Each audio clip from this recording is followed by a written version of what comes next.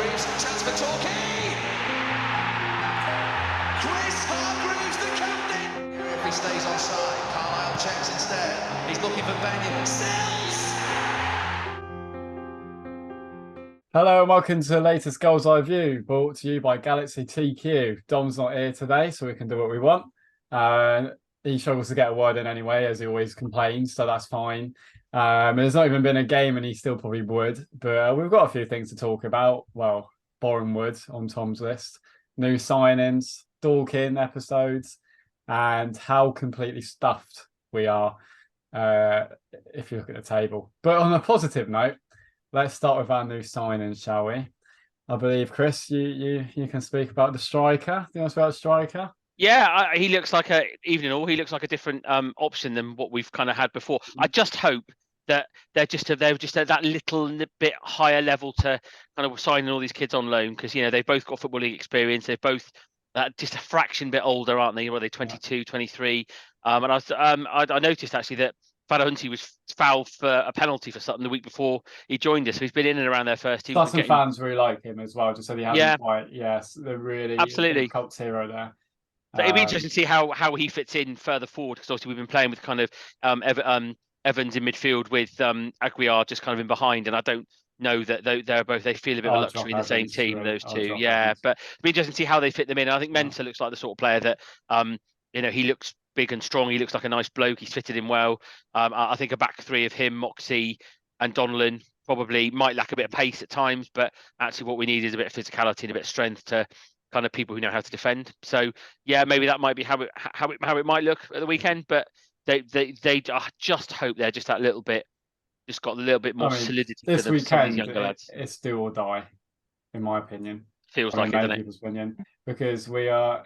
I've said it so like every episode now, when everyone's going, "Oh, we're only a couple points off," but the table's looking realistic now. Alden's picking up points in their games and hands. Aldershot's still winning. As we've said, Dorking looked like a bit of team dragged into it. Dom summed it up perfectly last night when he said it reminds of Blackpool in the Premier League. Like, we're going to Dorking in a minute. Yeah, I feel like they could be that sort of team. There's always one that drops like a stone, isn't there? In every league, every single season, there's always one that drops like a stone. Series, the amount of times they've been written off and they all come back. So, but I mean, if they stay out, that's an unbelievable achievement, to be honest. It is, but I think the way Dorking play, they're going to lose games, because we saw it at Playmore. That was Walton Torquay pretty chaotic at the best of times this season, but that was just crazy. And I applaud the way they play, because you look at some of the big comes to lump and scrap and have a fight with you. But so the way they play, I applaud. But you're going to get beaten, playing like that. You're going to score a lot of goals, but you're going to concede a lot, which is what they've seen. Yeah, and I mean, I won't look at other teams and really pay too much attention until we put together like top up. We've got to get some points. Yeah, until you've got like 3 or 4 more, or 2 or 3 more points than games played. That's when you start looking and thinking, now, but what is it, 3 or 4 less at the moment? And it's just. And like Woking tonight, if we was on, we would have actually recorded it. We had a plan. We're going to do it the next weekend away. So the ones that aren't going to the game, we're going to sit here. We're not going to do like a Mark Goldbridge watch along stream thing, but we're just planning to watch it together and then record the episodes after the game. Obviously, that's not happening now because it's been called off. But tonight, that would have been a must win. I know it's Woking. I know that we take a point, but it would have been a must win. All these games are now, in my opinion.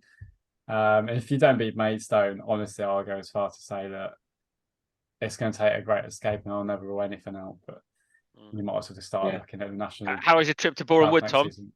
Yeah, let's go to that. Boreham Wood. Oh, do we have to go into them?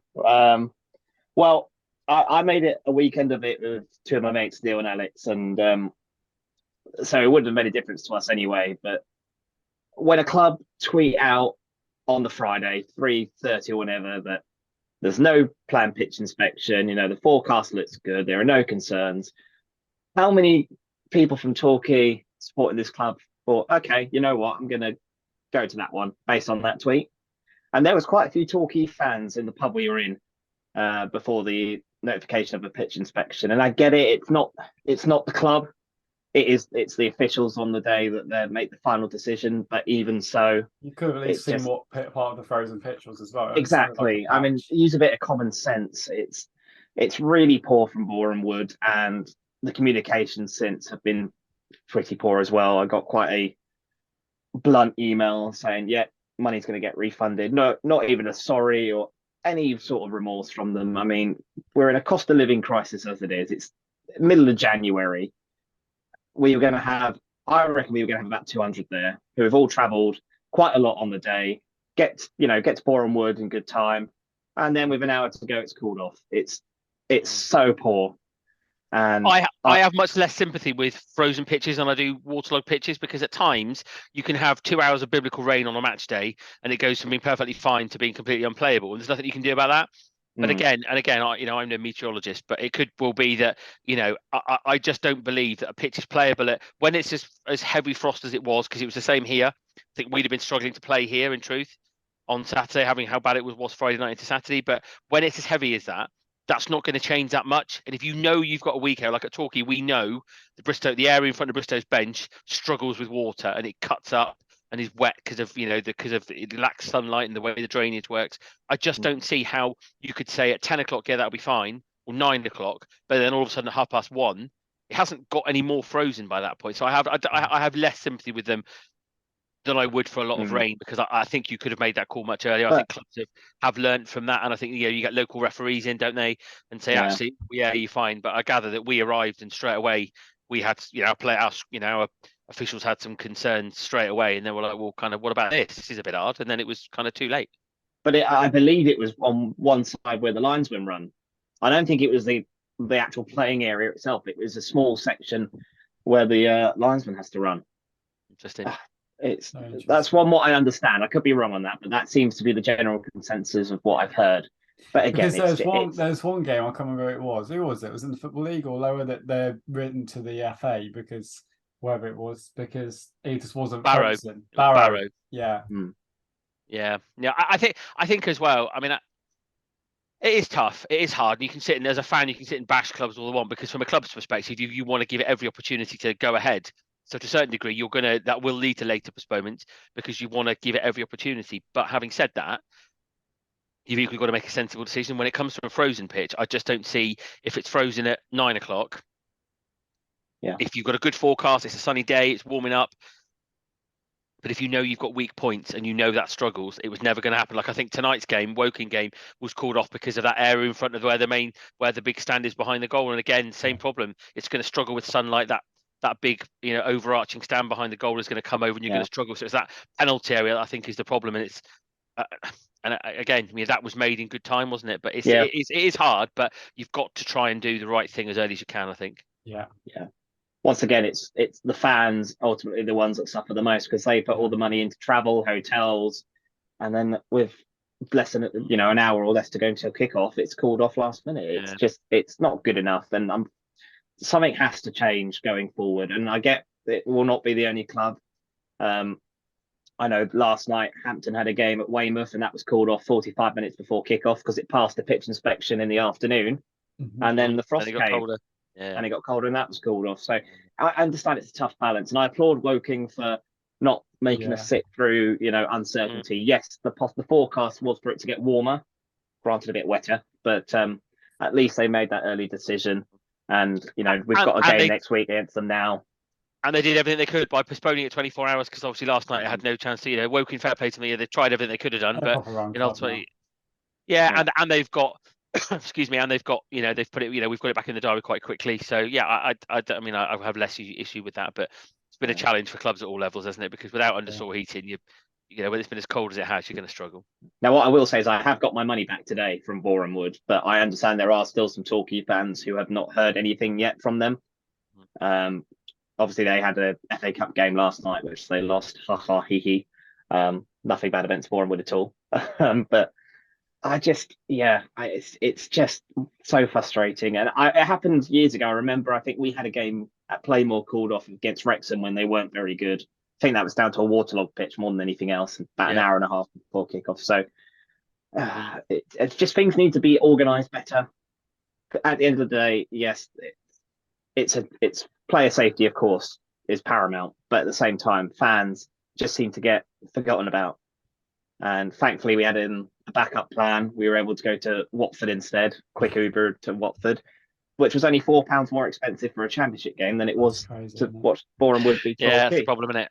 It's crazy. Although I will say the atmosphere it wasn't the best game. They were playing Rotherham, who bought a fair few of them, and they got were quite... loads of injuries, haven't they?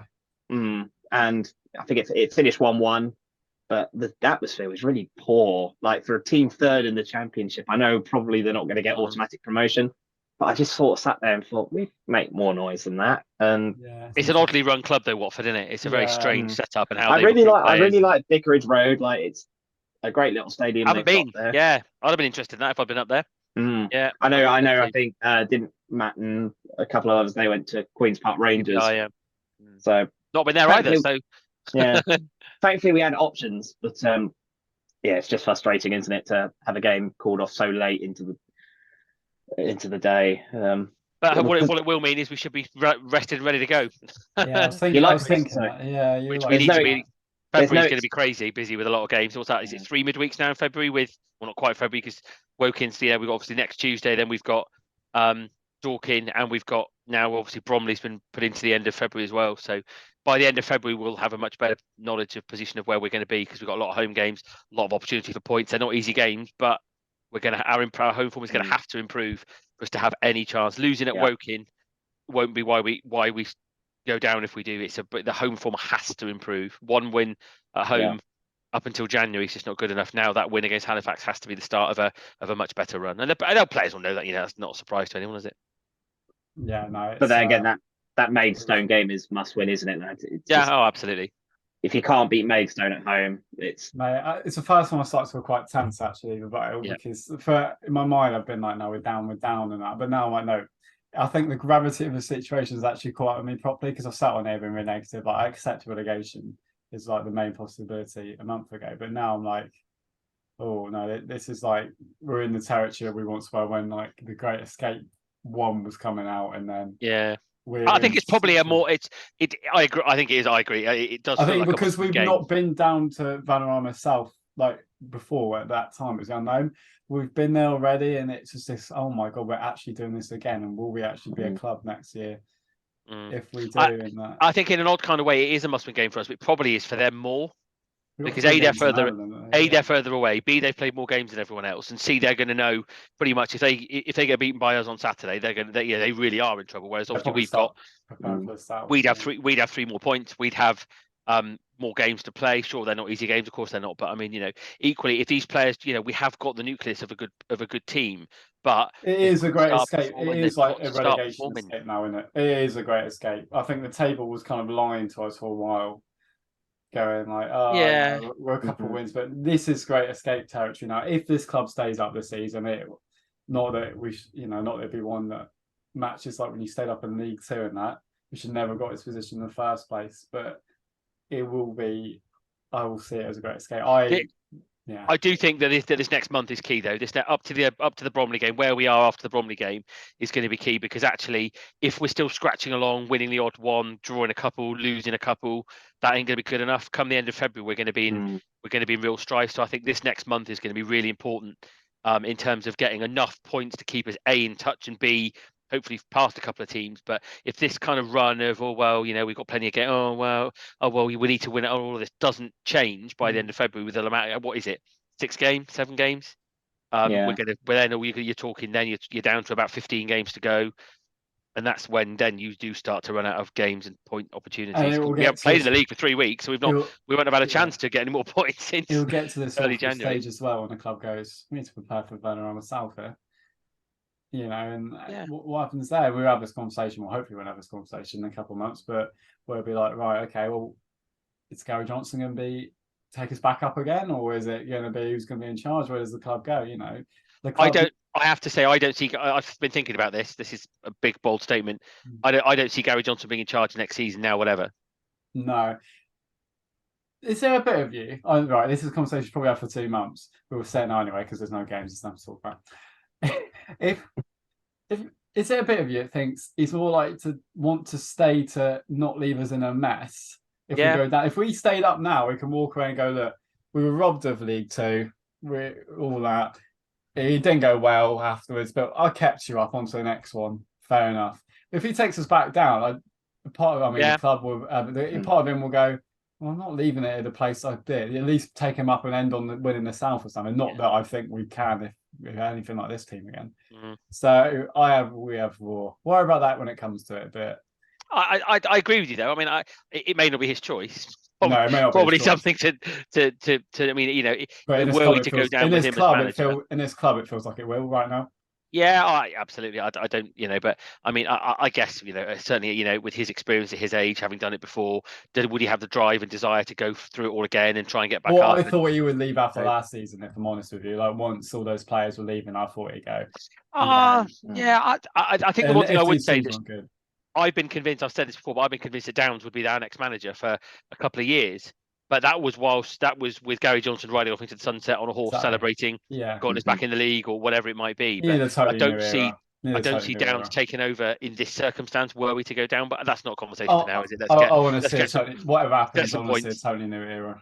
Really, yeah. Not that I believe it'd be any better, but all right, now it can't be any worse. You just don't. All it takes is a new manager and a couple of players who make a huge difference, and it all changes, doesn't it? You know, you just don't know. But yeah, no. If we lose or even draw on Saturday, that conversation will be had. Do you think he brings the new lads in straight away, or do you think he's gonna? Yeah. Well, the centre back, I'm not as sure because it depends if he wants that Moxie. I don't know. Actually, will he play in the middle? This new lad, he's quite tall. Will he replace Omar? Yeah, I reckon he will. What I would say is, why are you signing players if they're not better than what you've got? And we've got this other new centre back as well. So obviously, I mean, if Menta's not better than anything we've got at the moment, then why is he here? So I mean, and the striker, I reckon that kind of striker won't be, because you've got 6 loanees now. He won't be anywhere near. And again, I think having said that about that back three, I mean, again, Lawrence has only played against Taunton, so it's a small sample size against the lower league side. But again, a back three, because Lawrence played on the left against Taunton, so he started on the right and then went to the left. Yeah, he did. So you could play a back three of Lawrence, Mensah, Moxie, and then have Donnellan as a wing back. I'd be happy. You know, Donnellan's been good anywhere recently, but either midfield. But I'd rather have Donnellan as a wing back. But then where do you fit De Silva in? And it will become it's all then you know, because you can have a midfield three of Hall, Lapsley, and Donnellan. It's a bit leggy. But it's, you know, in a game that's basically going to be a bit of an attritional game with De Silva and Wyatt trying to get wide, get crosses in the box. Maybe, I will say about the weekend is that we're all fed up, but just get behind everything. I know the Yellow Army will. It's one of those days, isn't it? Barry Johnson's Torquay team, like it's to the stage now. You know, when you're in the Great Escape here, and it's almost like you feel like you're going into a battle. Really, he's that big. It has to be the start of it. It has to be the start. Yeah, it needs to be sooner or later. My main concern is that our last game is at home to Wrexham, so it has to be tied up. Whatever happens, we have to make sure that we do what we need to do by that game. Otherwise, if we're relying on getting something from Wrexham, who could be in a head-to-head chase with Notts County for the title on the last day, my God, that's going to be unbearable on all sides. It's hard for me to evaluate really, because I've not seen a game since Barnet away. I mean, I saw the Oval one on TV, but these lads just have to knuckle down and get ready for the fight. And I'm sure Tope excites me a little bit. Yeah, Tope excites. He's been playing in League Two. He's got a good character about him. There's something about him. Yeah. So, I think what I would say is we've been playing better recently. What the Oval game, both of the Oval games were bloody frustrating, because actually we played some good football in both, particularly the first half in the home game, probably for 70 minutes in the away game. We were the better side. We played some good football. You know, you could see the Johnson team was there again, you know, the triangles, the passing moves, and we were creating chances, but we just weren't taking them. We were the better of a bad team against Halifax. Yeah. So actually the last 3 games, the performance levels have actually been okay in the league, actually. But we've got 4 points to show from it when we should have had at least 6 or 7, really. I mean, the Torquay team 2 years ago got 9 from that. Yeah, maybe, because I mean, these sides. But so actually, the performances have been better. So hopefully, with a bit more quality, with some rest, with and as I say, with that fire in their bellies, that they know that this really is a game we've got to go for. Hopefully, Saturday will be a game where I think it feels like sort of game where you just got to come out. We started so many games slowly, come out and rip into them. Go for it from ball, minute 1, fire into them, get some tackles in, get forward, get early goal would be great for the atmosphere and for their heads might drop. Just really go for the throat. Yeah, absolutely. Scunthorpe are winning, as we say this, and they've got a new owner. So I'm happy they've got a new owner. I'm not interested in other Oh, teams. but winning. Oh, that's great news. Thanks, Sam. I'm not interested in other teams to start winning. So yeah, it's a good point. We can't be too far adrift, but yeah, no, absolutely. I mean, their new ownership's great news for them because it was looking really bleak for them as a football club, and as a football fan, no one wants that. But I don't want them winning too many games. We're investing too much money. Yeah, at the end of the day, we always need about 50 points. The league table work its way out, so that's still double what we got now. Yeah. So what's the predictions then? We're going to win 3-1. There's a chance even Sam might go for a positive result here. No, it's going to be really irritating. 2-2 draw. Oh.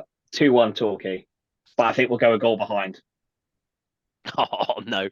I just think it's got that sort of game all about it.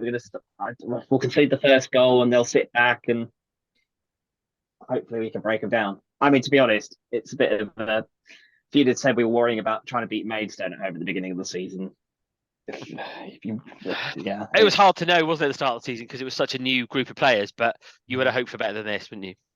It's like I'm sure someone I can't remember who wrote it on Twitter, but it's like you saw Woking v Torquay. If you'd said 4th v 22nd, you would have liked to have assumed at the beginning of the season it was us in 4th place and Woking in 22nd.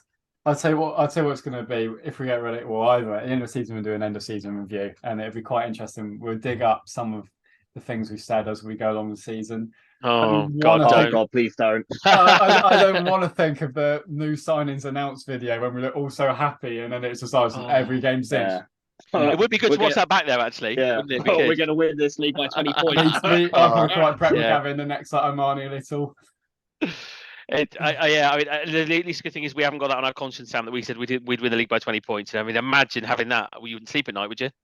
I know, what an idiot. Wimbledon's got Janet and Little both on loan in the same team. I'm so sad.